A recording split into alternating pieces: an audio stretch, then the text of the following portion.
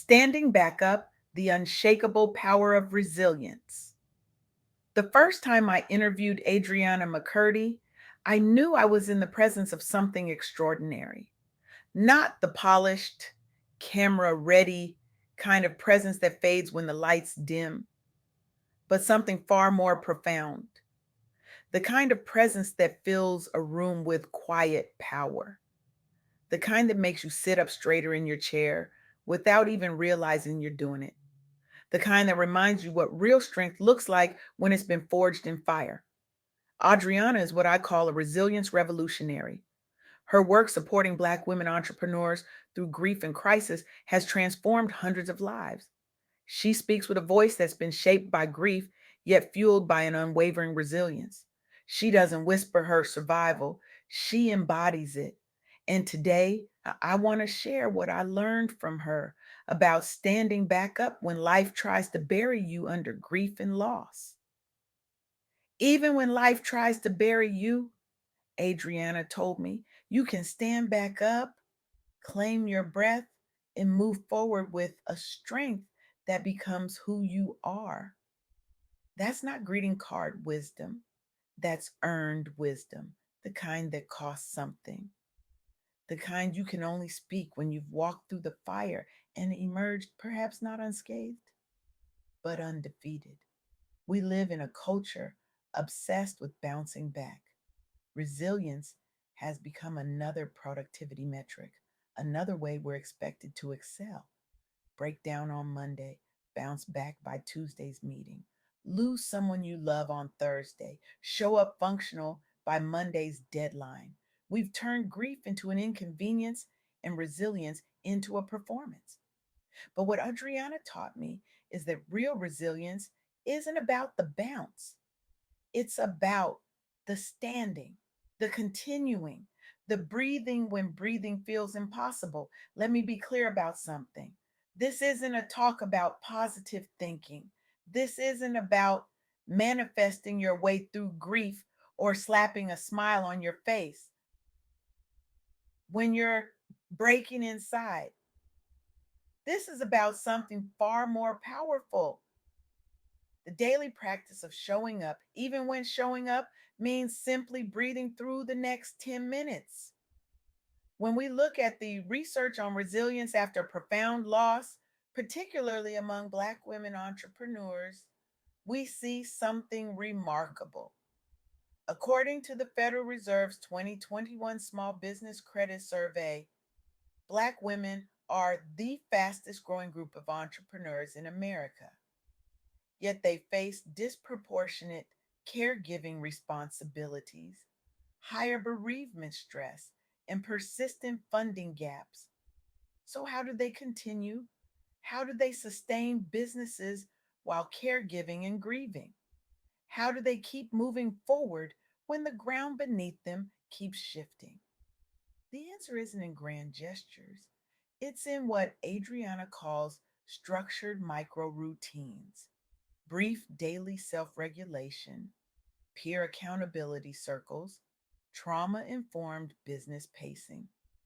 One founder in our research lost both parents within 6 months while running a startup. She created a non negotiable morning routine: 10 quiet breaths upon waking, 20 minutes of movement, and one honest check in with someone she trusted. These weren't ambitious goals, they were anchors that held her when everything else felt like it was washing away. These practices aren't luxuries, Adriana emphasized. They're survival tools. They're how we continue when continuing seems impossible. The data backs this up. Organizations that integrate short, evidence based practices report improved employee resilience and decision quality. Even 10, 20 minutes of activity and mindfulness practices can lower cortisol, improve sleep, and restore cognitive control, supporting steadier leadership during crisis. But here's what's fascinating: when we look at grief through a cultural lens, we see that Black communities have long understood something that mainstream wellness culture is just catching up to. Community is a force multiplier for resilience. Faith based and community mutual aid models increase social connectedness, reduce depressive symptoms, and improve return to work outcomes after loss. Harvard's T.H. Chan School of Public Health found that regular participation in community or faith networks is associated with better mental health and longevity. As Adriana puts it, showing up includes letting others show up for you. That's not weakness, that's wisdom. This brings me to the first key takeaway from my conversations with Adriana. Build a daily practice of resilience, not the Instagram version of resilience with perfect morning routines and color coded journals. I'm talking about the kind of resilience that works when you're barely functioning. Create a simple, non negotiable routine that holds you when life falls apart. 10 quiet breaths, 20 minutes of movement, one connection with someone you trust. These aren't ambitions, they're anchors. I remember asking Adriana, but what about when grief is so overwhelming that even getting out of bed feels impossible? She paused, then said, that's exactly when these micro practices matter most. They're not about feeling better, they're about continuing. And sometimes continuing is the most profound act of courage there is. This leads to the second takeaway: grieve actively, lead intentionally. Our culture has strange expectations around grief. We're given 3 days of bereavement leave as if the fourth day the pain magically disappears. We're expected to compartmentalize to leave our grief at home when we enter the workplace. But what if instead of trying to separate grief from our leadership, we gave our grief a job? Adriana suggests 3 daily practices: journal for 10 minutes, take one meaningful action for your health or business, and make one honest ask for support. This keeps you in motion without denying your pain. One Black woman founder in our research created what she called grief windows. In her workday, scheduled 15-minute periods where she allowed herself to feel the full weight of her loss rather than trying to suppress her grief all day, which is exhausting, or being overwhelmed by it constantly, which is paralyzing. She created boundaries around it. Grief doesn't need to be fixed, Adriana told me. It needs to be carried, and you can learn to carry it in a way that doesn't break you. The third takeaway might be the most important. Redefine strength as continuity, not perfection. Strength isn't never falling, it's choosing to stand again consistently. Measure progress by presence. Did I show up for myself, my people, and my purpose today? When we examine post loss health routines that stabilize leaders' decision making, we find that grief impairs sleep, executive function, and stress tolerance. This hinders leadership and entrepreneurship in profound ways.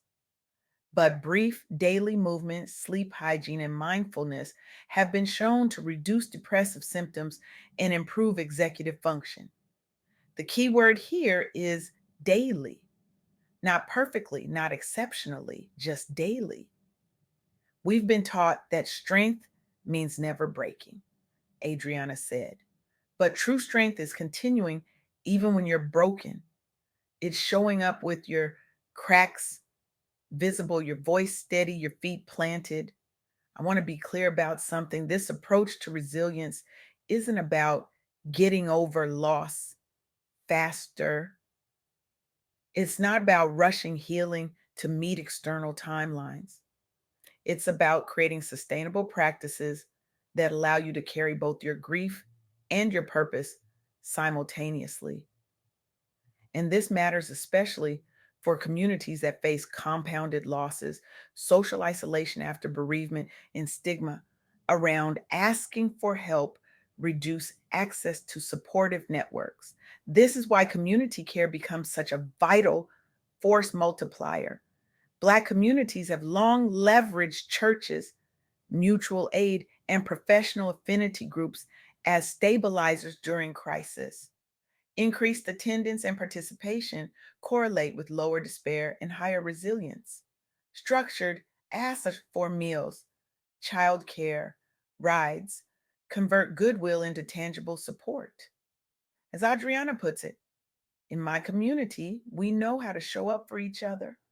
We know how to bring food, how to sit in silence, how to hold space. These aren't soft skills, they're survival skills. So, what does this mean for you? What practical steps can you take to build this kind of unshakable resilience? Adriana suggests a 21-day stand again challenge. Daily, 10 breaths on waking, 20 minutes of movement, one honest check in with a trusted person. Weekly, one boundary set, one ask for help, one act that advances your purpose or business. And here's the non negotiable rule: miss a day, you restart the next morning. No shame, just continuity. The restart is where the power lives. Adriana told me anyone can start something once. The strength is in the restart, in the continuing when continuing feels impossible. This isn't about perfection, it's about presence. It's about showing up consistently for yourself, your people, and your purpose. Even when showing up means simply breathing through the next hour.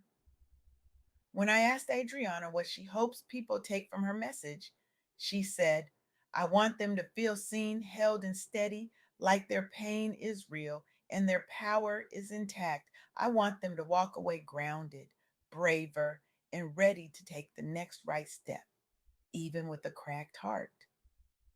In a world that rushes us through grief, that expects immediate resilience, that measures recovery and productivity metrics, there's something revolutionary about simply continuing, about standing back up day after day with a steady presence that becomes your strength. I want to challenge you today, not with platitudes about silver linings or everything happening for a reason. I want to challenge you with something far more radical: the permission to continue imperfectly the next time grief knocks you down, and it will, because that's life. I want you to remember this: your value isn't in how quickly you recover, it's in how honestly you continue. Take those 10 breaths, move your body for 20 minutes, reach out to one person you trust, set one boundary, make one ask for help, take one action that moves your purpose forward. And when you inevitably miss a day, start again. Because resilience isn't a finish line, it's a practice, a daily choice to stand back up, to claim your breath, to move forward, not despite your wounds, but with them. Your grief is real, your power is intact, and you're continuing, you're standing back up again and again is not just an act of personal courage, it's a revolutionary statement in a world that expects us to either break completely or bounce back immediately. You have permission to do neither. You have permission to simply continue. Stand back up, claim your breath, and move forward with the strength that becomes who you are.